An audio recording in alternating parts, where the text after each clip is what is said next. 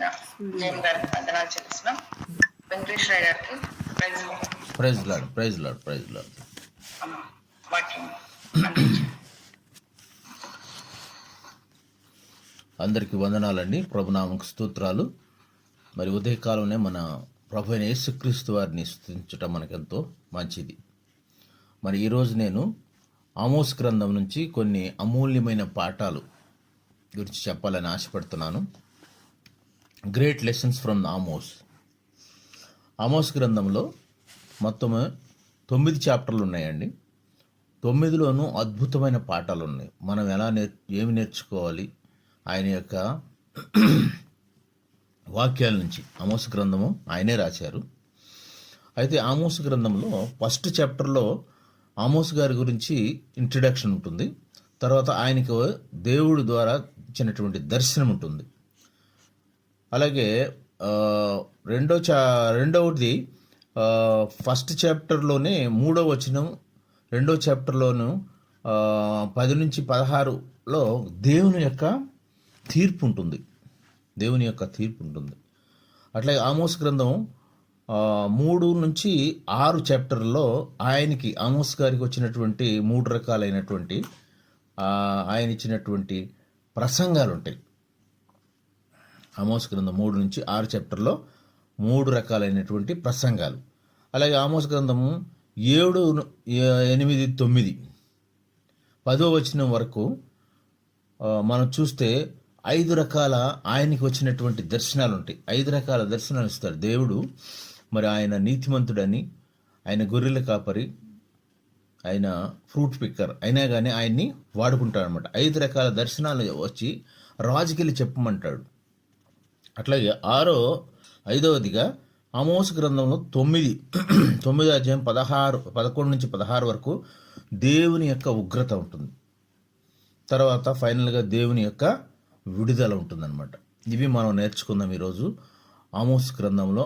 అద్భుతమైన అమూల్యమైన పాఠాలు 9 చాప్టర్లు ఉంటాయి. చాలా బాగుంటాయి. అవి మనము దేవుని యొక్క మాటలు నేర్చుకున్నట్టుకు వెళదాం. ఆమోస్ గ్రంథము 1వ అధ్యాయము 1వ వచనం ఒకసారి చూడమ్మా. యూదారాజైన విద్యా దినములలోను ఇశ్రాయేల్ రాజాకు యెహోయాషు కుమారుడైన యెరోబాబు దినములలోను భూకంపం కలుగుటకు 2 సంవత్సరముల ముందు ఇశ్రాయేలును గూర్చి తెకోవలోని పశుల కాపర్లో ఆమోసునకు కనబడిన దర్శన వివరము. అది చూడండి. ఈయన ఎక్కువ ఉంటాడంటే తెకోవా అనేటువంటి చిన్న గ్రామం. అది మనకి అంత క్రితం కూడా వస్తుంది. దావీదుకి ఒక తెకోవా స్త్రీ వచ్చేసి ఒక దర్శనం చెప్తుంది. అలాగే ఈ తెకోవా ఎక్కడుంటుందంటే మన ఎరుషలేంకి దగ్గర 18 కిలోమీటర్ల దూరంలో ఉంటుంది. తెకోవా గ్రామము ఎరుషలేంకి సుమారుగా 18 కిలోమీటర్ల దూరంలో ఉంటుంది. ఈ తెకోవా ఎక్కడుంటుందంటే సౌత్ ఇజ్రాయలిస్ట్ యూదా రాజు అయినటువంటి ఉజియా దినములలో ఈయన ఉంటాడు. అదే యెషయా 1వ అధ్యాయము 1వ వచనంలో కూడా అదే ఉంటుంది. యూదా రాజు అయిన ఉజియా కాలంలో యెషయా కూడా ఉంటాడు. యెషయా ఒక గొప్ప ప్రవర్త. ఆయన ఎక్కువ ఉంటాడంటే ఇజ్రాయెల్ నార్త్ ఇజ్రాయెల్ ఉంటాడు. ఈయన సౌత్ ఇజ్రాయెల్. ఎవరు? ఆమోస్ అని ఆయన. ఈయన చిన్న ప్రవర్త అయినా కానీ ఈ కొన్ని సంవత్సరాలే, 5 సంవత్సరాలు సుమారుగా ప్రవశిస్తాడు. కానీ బలమైనటువంటి ఆయన.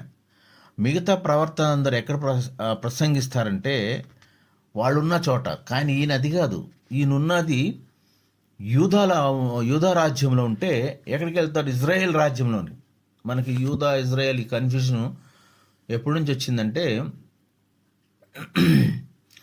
దావీదుకి ముందు ఎవరుంటారు రాజు? సౌలు. ఆయన 40 సంవత్సరాలు పరిపాలనిస్తాడు.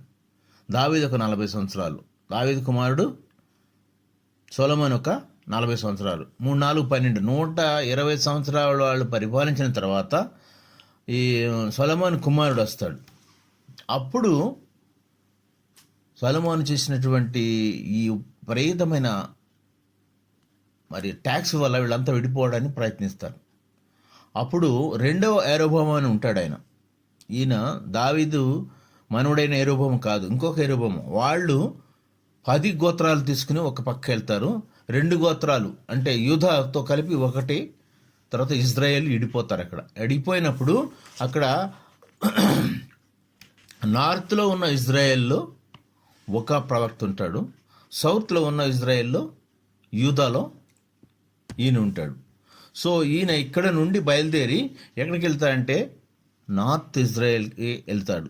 వెళ్ళి అక్కడ ఈయనకి వచ్చినటువంటి దర్శనం చెప్పాలని మరి వెళ్తాడనమాట అక్కడికి. కానీ ఈయన ప్రవక్త ఎలా అంటే చూడండి, ఈయనకి ఒక ట్రైనింగ్ లేదు, ఎవరి దగ్గర శిష్యరికం తీసుకోలేదు, మళ్ళీ అక్కడ అంత చదువుకున్నాడు కాదు. ఈయన గురించి చెప్పాలంటే ఇదే అధ్యాయంలో ఉంటుందన్నమాట. చాలా వివరంగా చెప్తారు. ఆయన ఒక చదువులేనిటువంటి పశువుల కాపరి. ఆయన మేడు పండ్లు ఏరుకునేటువంటి వాడు. అంజూర పండ్లు కాదండి, అంజూర పండ్లు ఏరుకుంటే వాటికి ఏమైనా కాస్త విలువ ఉంటుంది. మేడు పండ్లు అంటే అవి అంత విలువ లేనివి. అవి ఈజ్ ద ఫ్రూట్ పిక్కర్. మనకి ర్యాక్ పిక్కర్ని చూస్తుంటాం కదా, అలాగే వేరుకుని అమ్ముకుని పశువులను కాసుకుంటూ ఉంటాడు. కానీ ఆయన చాలా నిజాయితీపరుడు, ఆయన చాలా దేవునికి సమీపంగా ఉంటాడు.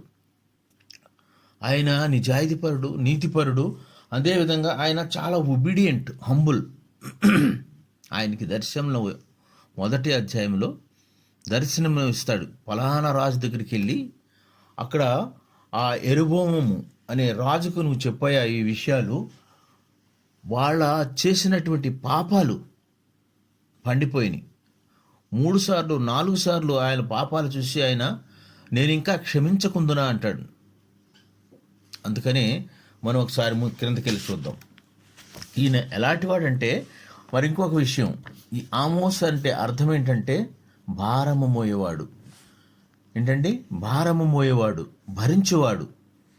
మన యేసుక్రీస్తు గురించి కూడా చెప్తారు కీర్తనలు 68:19 ఆయన మన భారము మోయిచున్నవాడు, రక్షణకర్త అయి ఉన్నాడని. అలాగే ఇంకా భారం అంటే చూడండి ఒక వెయిట్.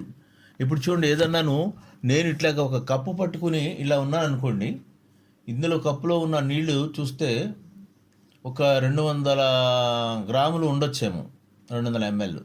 కానీ ఎంతసేపు నిలబడగలం ఇట్లా పట్టుకుని? ఎక్కువసేపు నిలబడలేము. ఎక్కువసేపు ఉంటే అది లాగేస్తుంది. కానీ అది ఎన్నో కిలోలు కాదు. కానీ కొంతకాలం దాన్ని మనం పట్టుకున్నాం అనుకోండి, అది మనకు చాలా భారంగా ఉంటుంది. కానీ మన దేవుడు అనుదినము మన భారములను భరిస్తాడు.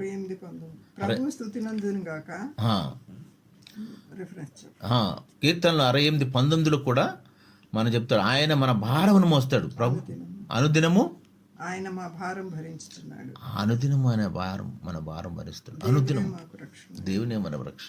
చూడండి, ఇందులోనూ ఈ యొక్క భారం అనేది మోయాలంటే, వెయిట్ అనేది మోయాలంటే ఎక్కువసేపు మనం మోయలేము. కొన్ని ఎగ్జాంపుల్స్ చూస్తే ఇక్కడ చూడండి, మార్టిన్ లూథర్ గారు అని ఒక గొప్ప భక్తుడు ఉంటాడు. ఆయనకి ఎక్కువ భారం కలిగినప్పుడంట, ఎక్కువ శ్రమలు కలిగినప్పుడంట ఎక్కువగా బైబిల్ చదువుతా అంట, ఎక్కువగా ప్రార్థన చేస్తా అంట. ఎంత భారం ఎక్కువైతే అంత ఎక్కువగా దేవుని సన్నిధిలో గడుపుతూ ఉంటాడు. అలాగే మనకు చూస్తారు కదా, మన దేశానికి కరణం మల్లేశ్వరి గారు ఒలింపిక్స్లో మెడల్ తెస్తారు. వాళ్ళు కూడా వెయిట్ లిఫ్టర్స్, పవర్ లిఫ్టర్స్ అంటారు. వాళ్ళు కూడాను వెయిట్ లిఫ్ట్ చేసినప్పుడు ఏం చేస్తారంటే స్నాచ్ జర్క్ అని ఉంటుంది. ఇలా లేపినప్పుడు అది ఎంతసేపు హోల్డ్ చేయాలంటే 2 సెకండ్సే. 2 సెకండ్స్ మనం హోల్డ్ చేస్తే ఆ భారం అనేది అది పాస్ అయినట్టు. ఎందుకంటే ఇది నేను చేశాను కాబట్టి. నేను NIT వరంగల్లో ఇంజనీరింగ్ చదివేటప్పుడు 4 సంవత్సరాలు కూడా నాకు గోల్డ్ మెడల్ వచ్చింది ఆ వెయిట్ లిఫ్టింగ్, పవర్ లిఫ్టింగ్ చేయటం. అప్పుడు కొంచెం బలంగా ఉండి ఇంకా ఎక్సర్సైజ్ చేస్తూ ఇవన్నీ చేస్తుండేవాడు. ఆ వెయిట్ లిఫ్ట్ చేసేటప్పుడు మనం దాన్ని పైకి లేపిన తర్వాత అది ఎంత 2 సెకండ్స్ ఉంటే చాలు. 2 సెకండ్స్ కానీ ఎక్కువ మొయ్యలేము. అసలు అది మోస్తే 2 సెకండ్స్ వరకు ఉంటే అది పాస్ అయినట్లు. అదేవిధంగా కానీ మన ప్రభువు అనుదినము ఆయన మన భారం మోస్తుంటాడు. ఇంకా చూడండి, మనం ఇంకా వెళ్తే మార్త భారము ఆమె పైన వేసుకుంది. విస్తారమైన పనుల్లో ఉంది మార్తమ్మ గారు. మరి ఏం చేసింది? ఉత్తమమైనది ఎన్నుకుంది. భారం అంతాను మనము మన మీద వేసుకోకూడదు, ఆయన మీద వేయండి. నీ భారమంతా నా మీదేయండి, నేను చూసుకుంటానంటాడు. చూసారా? అలాగేను మనకు ఉన్నారు ఎంతోమంది, యెషయా, జెర్మియా, ఎజెకియలు, గొప్ప గొప్ప ప్రవర్తలు ఉన్నారు. కానీ ఈయన కూడా ఒక తక్కువ కాలం, ఎంత అంటే చాలా తక్కువ కాలం, సుమారు క్రీస్తుపురము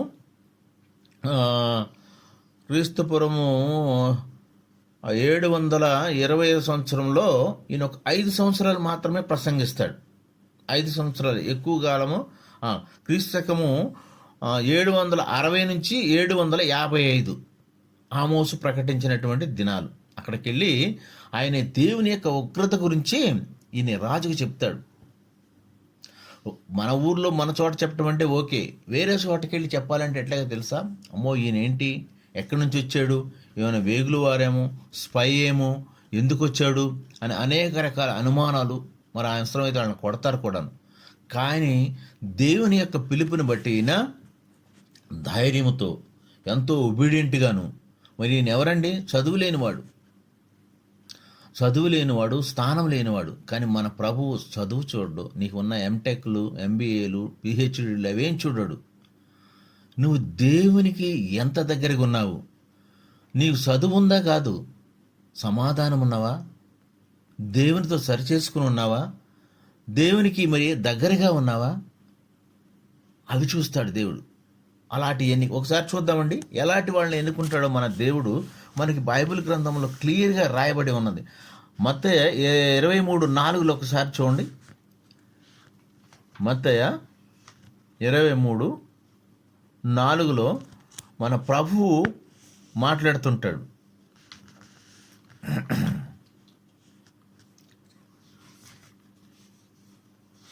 శాస్త్రులకు, పరిచయులకు 23:4 మణిమ గారు చదువుతారని ఎవరు తీయట్లేదు. 23:4 మోయసఖ్యము కాని భారమైన పరుగులు కట్టి మనుషుల భుజముల మీద వారు పెట్టుదురే గాని తమ వ్రేలితోనైనా వాటిని కదిలింపనొల్లరు. చూడండి, వేలుతో కూడా కదిలింపలేము. మోయశక్యము కలిగినటువంటి భారాలు పెట్టినా కానీ మన ప్రభువు అనుదినము మన భారాలు మోస్తుంటాడు. ఎంత గొప్పవాడు అండి, ఎంత ధన్యులండి మనం. మన సమస్త భారమును ఆయన మీద వేయండి, ఆయన చూసుకుంటాడు. అలాగే ఈయన ఆమోస్ అనే పదానికి అర్థము భారము మోయేవాడు, భరించేవాడు. ఆయన ఎంతగానో మరి భరిస్తాడు. అందుకనే దేవుడు ఆయన్ని ఎన్నుకుంటాడు. ఎలాంటి వాళ్ళని ఎన్నుకుంటారంటే మనకి చెప్తారు. మరి 1 కొరింథీ 1:27 ఒకసారి చూడమ్మా.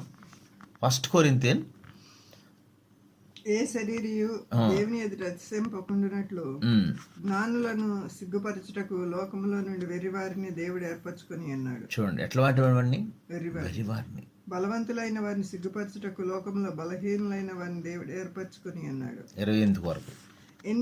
ఎన్నికైన వారిని వ్యర్థం చేయుటకు లోకంలో నీచులైన వారిని, తృణీకరింపబడిన వారిని, ఎన్నిక లేని వారిని దేవుడు ఏర్పరచుకొని అన్నాడు. చూడండి, ఎన్నిక లేని వారిని మనం చూస్తే ఎక్కడి నుంచి వస్తామండి? గొర్రెల కాపరైనటువంటి దావీదు ఎక్కడో అడవిలో తిరుగుతూ ఉంటాడు గొర్రెలతో.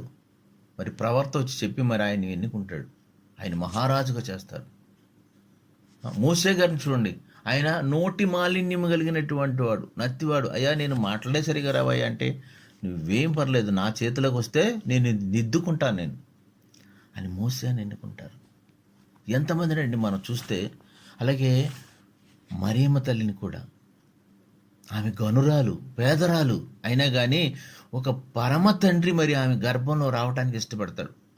ఆనాడంటే ఏదో పుస్తకంలో రాసింది, ఇజ్రాయెల్ దేశంలో అనేకమైన కన్యలు యేసుక్రీస్తు వారికి, ఇమానియేలుకి నేను జన్మనివ్వాలని ఎంతో పవిత్రంగా, ఎంతో నిష్ట. అప్పుడేమన్నారు? కన్యక గర్భమందు పురుషుని ఎరగని వారిని ఎన్నుకుంటా అన్నారు.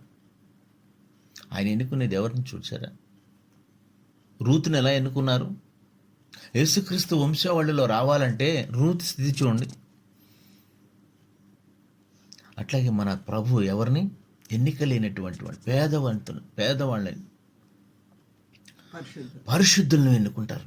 చదువు లేని వాళ్ళని. చదువు అయితే ఏంటండి? వాళ్ళకి సమాధానం, వాళ్ళకి సాక్షి జీవితం ఉన్నది, వాళ్ళకి సమాధానం ఉన్నది ఎవరితో? దేవునితో. అలాంటి వారిని ఎన్నుకుంటాడు మన దేవుడు.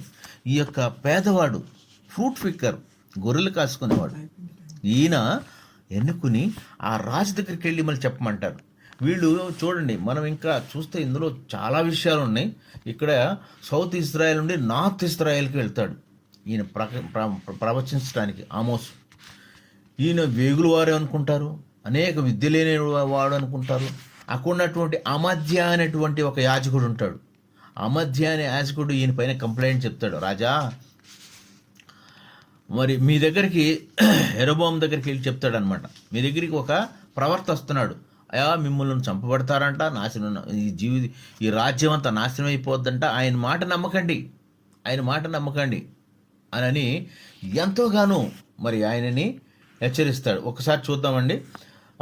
ఆమోసు గ్రంథంలో 7వ అధ్యాయంలో 10 నుంచి 14 వరకు చూడండి ఒకసారి. అప్పుడు బేతేల్లోని యాజకుడైన అమజ్య ఇశ్రాయేల్ రాజైన యెరొబోమునకు వర్తమానం పంపి ఇశ్రాయేళ్ల మధ్య ఆమోస్ని మీద కుట్ర చేయుచున్నాడు. యెరొబోము ఖడ్గము చేత చచ్చుననియు ఇశ్రాయేళ్లు తమ దేశమును విడిచి చెరలోనికి పోదురని ప్రకటించున్నాడు. అతని మాటలు దేశం సహింపచాలదని తెలియజేసాను. మరియు అమజ్య ఆమోస్తో ఇట్లను, దీర్ఘదర్శి, తప్పించుకొని యూదా దేశమునకు పారిపోము, అచ్చటినే భర్తం సంపాదించుకొను, అచ్చటినే నీ వార్త ప్రకటించును. బేతేలు రాజు యొక్క ప్రతిష్ఠిత స్థలము, రాజధాని పట్టణమై ఉన్నందున నీవికను దానిలో నీ వార్త ప్రకటన చేయకూడదు. చూడండి, ఇప్పుడే కాదండి, అప్పటి నుంచి ఉంది. ఎవరైనా కానీ, పాస్టర్ కానీ, ప్రవర్త కానీ ఒక దేశం నుంచి ఇంకో ప్రాంతం నుంచి ఇంకో ప్రాంతంకి వస్తే, అయ్యా ఇక్కడ వదిలిపెట్టి వెళ్ళిపో, నీకు ఇక్కడ బత్తిము జీతం ఏమి దొరకదు, నీ దేశానికి వెళ్ళిపో, ఇక్కడ నేను ఉన్నాను. కానీ ఎంత మంచివాడంటే కానీ ఆయన చెప్తాడు. అదే 7వ అధ్యాయం 17వ వచనం చూడండి. ఆయన చెప్పిస్తాడు ఎవరిని? అమధ్యానని. ఏమంటాడు? యెహోవా సెలవిచ్చినదేమనగా నీ భార్య పట్టణమందు వేసి అగును, నీ కుమారులను కుమార్తెలను ఖడ్గము చేత కూలుదురు. చూడండి, నీ భూమి నూలు చేత విభాగింపబడును, నీవు అపవిత్రమైన దేశమందు చత్తువు. చూడండి, ఆయన మరి చదువు లేనివాడే, పౌరుషం గలవాడు, ధైర్యవంతుడు, చాలా హంబుల్గా ఉన్నాడు. కాబట్టి ఆయన అప్పుడు ఆనాడు శిక్ష అంటే నీకు పుష్టివాదం వస్తుందంటే అది కాదండి, నువ్వు ఎవరినైతే ఎక్కువగా ప్రేమిస్తున్నావో వాళ్ళని చంపేస్తే వీళ్ళు ఇంకా ఎక్కువ బాధపడతారని అదే పట్టణంలో అతని యొక్క భార్య వేసి అయిపోద్ది అన్నాడు. పిల్లలు చనిపోతారన్న కట్టుకుంటారు, నీ ఆస్తి నాశనం అయిపోద్ది అన్నాడు. మరి అలాగే జరుగుతుంది మరి. ఎందుకంటే ఈయన అంత నీతిమంతుడు, అంత సమాధానపరుడు, దేవుడు చెప్పిన మాటలు చెప్పడానికి వెళ్తాడు.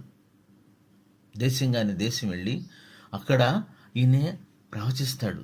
ఈయన చేసినటువంటి చూస్తే ఆయనకి మరి 3 రకాల ప్రసంగాలు ఉంటాయి. మనం చూస్తే 3 నుంచి 6వ చాప్టర్ల మధ్యలో ప్రసంగాలు ఉంటాయి.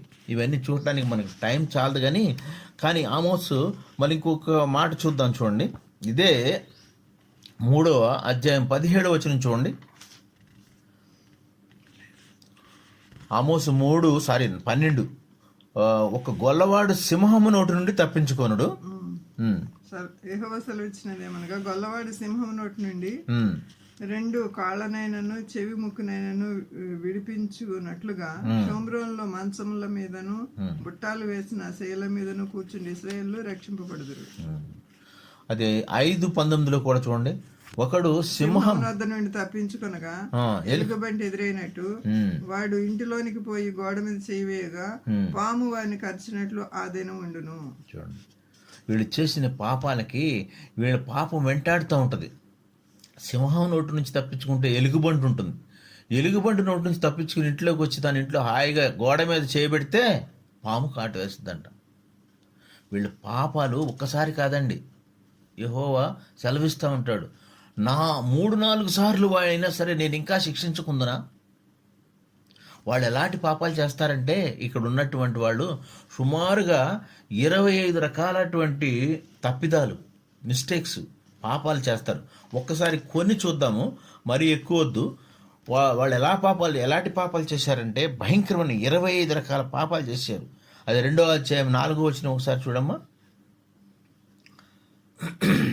దరిద్రుల నోట్లో మన్ను వేయుటకు చూడండి, వాళ్ళ దరిద్రుల నోట్లో మనువేటకు బహు ఆశపడదురు, బాగా ఆశపడదురు. దీనుల త్రోవను ఉమ్. అడ్డం వచ్చుదురు. ఆ.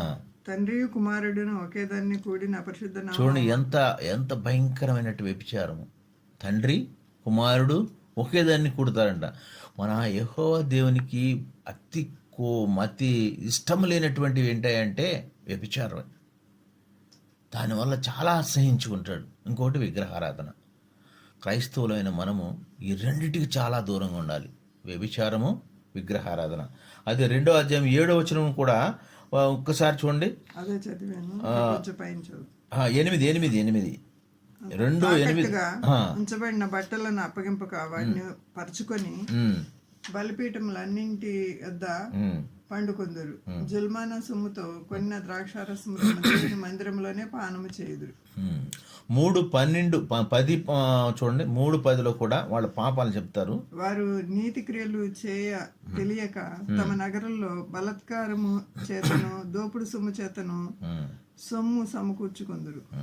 5:5 చూడు ఒకసారి. బేతేలు ఆశ్రయింపకుడి, గిల్గాల్లో ప్రవేశింపకుడి, బయర్షెబాకు వెళ్ళకుడి, గిల్గాల్ ఆవశ్యంగా చెరపెట్టబడిపోవును, బేతేలు శూన్యమగును. అవును, ఇది 5వ అధ్యాయం 26లో కూడా ఉంటుంది. 26లో ఒకసారి చూడమ్మా. 5:26. మీరు మీ దేవత అయిన మెలేకు గుడారమును మీరు పెట్టుకున్న విగ్రహం బలిపీఠం మీరు మోసుకొని వచ్చింది కదా, కాబట్టి నేను దమస్కు పట్టణం అవతలికి మిమ్మును చెరగొని పోవుదును అని యెహోవా సెలవిచ్చున్నాడు. ఆయన పేరు సైన్యములకు అధిపతియగు దేవుడు. చూడండి, ఈయన ఇన్ని రకాలైన పాపాలు చేస్తుంటే 3 సార్లు 4 సార్లు అయినా నేను క్షమించాను, ఇక క్షమించను, మేము వెళ్ళి వాళ్ళకి తెలియజేయి, ఇంత భయంకరమైన పాపంలో ఉన్నారు, ఈ పట్టణం నాశనం చేసేస్తానని.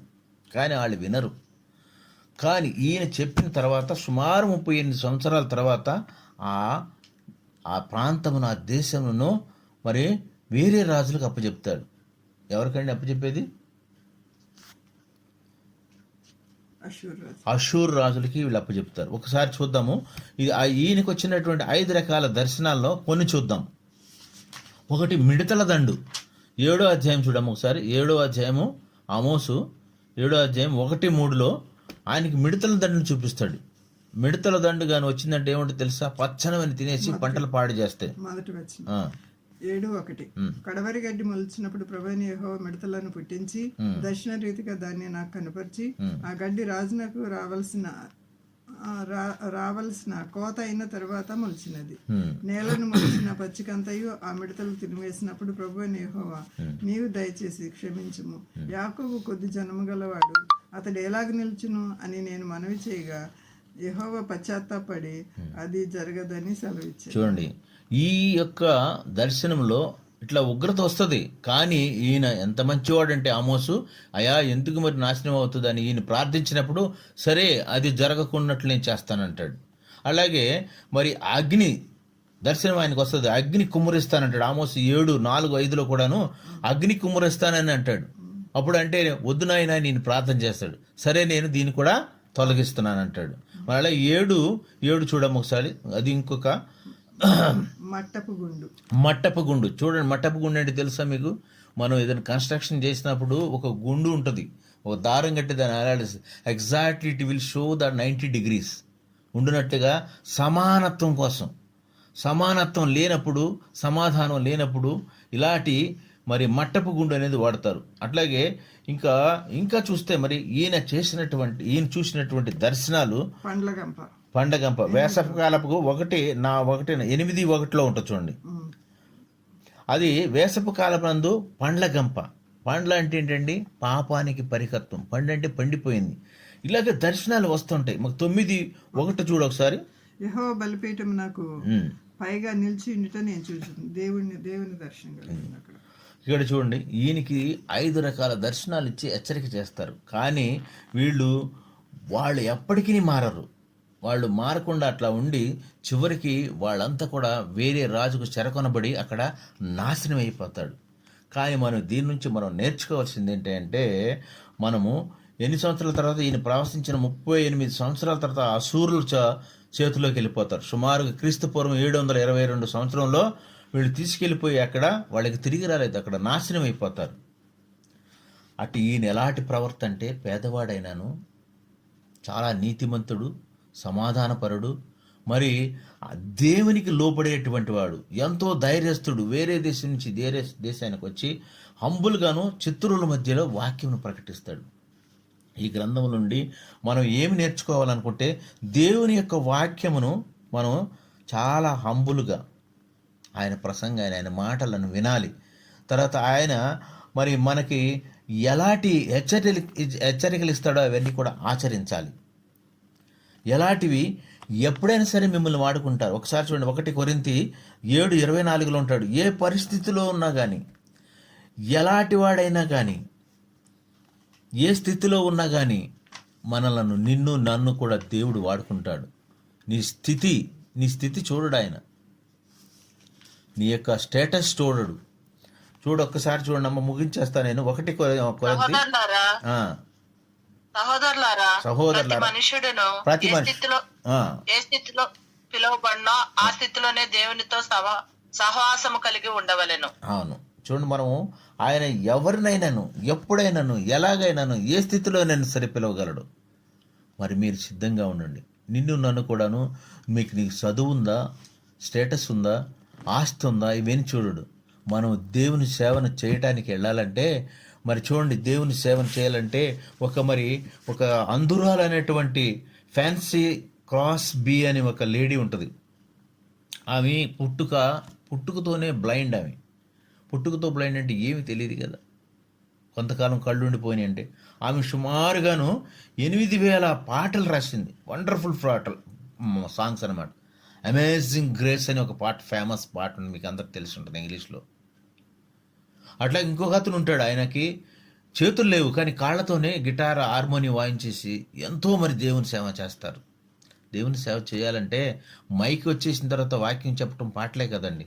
దేవుని మందిరంలో చాపలేయచ్చు, కుర్చీలేయచ్చు, ఓడవచ్చు, బాత్రూములు తొడవచ్చు.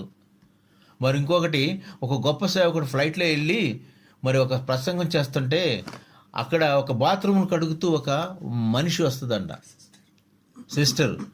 ఏమా మీరు ప్రైజ్ ది లార్డ్ అంటే, ప్రైజ్ ది లార్డ్ అమ్మ, నేను తెలుసు అంటే, తెలుసా, మన ఇద్దరం ఒకే ఫ్లైట్లో వచ్చామంటదండి. అవునా, నేను చూడలేదంటే, ఆ ఫ్లైట్ నడిపింది నేనే నాయన, ఆ ఫ్లైట్కి పైలట్ నేనే తీసుకొచ్చాను. మరి ఇదేంటమ్మంటే, నాకు ఇక్కడ చేయడానికి ఏం పని దొరకలేదు, సరే నీకు ఇదన్నా చేస్తానని అక్కడ బాత్రూమ్కి అడుగుతుందంట. నీకు మనసు ఉండాలి కానీ, ఏ స్థితిలో ఉన్నా, ఏ పరిస్థితిలో ఉన్నా, ఎక్కడున్నా కానీ, మరి ఆమోస్ను వాడుకోలేదండి. Are you ready for the God's work? మనం రెడీగా ఉండాలి, సిద్ధపడి ఉండండి. సిద్ధపడి ఉంటే మనకి 1000 ఏళ్ల పరిపాలన, మిలేనియం ఇయర్స్ అని ఉంటుంది, 1000 ఏళ్ల పరిపాలన రాబోతుంది. ఆ పరిపాలన మనం కూడాను ఉండాలని ఆశ కలిగి ఉందాం, మనం కూడాను హోప్తో ఉందాం. ఇది చూడండి, దేవుని పిలుపు వస్తే మరి చూడండి, ఎవరైనా ఎక్కడికైనా వెళ్ళాలి. నేను చదువుకున్న రోజుల్లో ఆర్ఎసి వరంగల్ దగ్గర బ్యోలా చర్చ్ అని ఉండేది. ఆయన ఎక్కడో కేరళ నుంచి ఆయనకు పిలుపు వచ్చింది, హబక్కుక్ గారు అని. ఆయన కాజీపేటలో ఒక పక్కన చిన్న గుడి చేసుకుని అక్కడ ఉన్నాడు. ఏంటి ఇక్కడికి వచ్చాడంటే, కేరళ, ఆయన భాష రాదు, దేవుడు ఇక్కడికి వెళ్ళమన్నాడు. నన్ను అక్కడికి వచ్చి తెలుగు నేర్చుకుని ఒక మందిరం కట్టి ఆయన పిల్లల్ని చదివించుకుంటాకి ఆయన ఒకసారి సాక్ష్యం చెప్పాడు. పేస్ట్ లేక సోప్ ఉంటుంది కదా, లైఫ్ బాయ్ సోపే కొంచెం దాన్ని రుద్దుకుని తీసుకుని పళ్ళు తోముకునేవాడు అంట. ఇప్పుడు ఒక పెద్ద చర్చి కట్టబడిందండి కాజీపేట స్టేషన్ దగ్గరలో.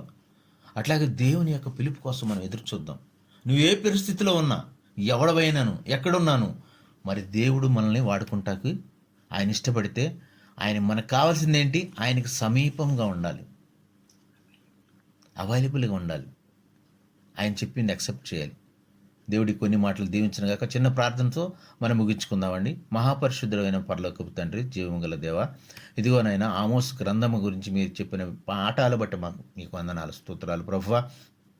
ఆమోస్ మరి కొద్ది సంవత్సరాలు మాత్రమే, 5 సంవత్సరాలు మాత్రమే ప్రసంగించిన శత్రు రాజ్యంలోకి వెళ్ళి ధైర్యంగా, బోల్డ్గా, హంబుల్గా, మరి ఎంతగానో దీనంతో వాళ్ళందరినీ కన్విన్స్ చేయడానికి ప్రసంగించాడు. అయినా కానీ వాళ్ళు రెబలెస్ అయిపోయి వినకుండా ఉంటే, సుమారు ప్రసంగించిన 38 సంవత్సరాల తర్వాత వాళ్ళందరినీ నాయన శత్రు రాజ్యానికి అప్పచెప్పారు, నాశనం అయిపోయారు ప్రభువా.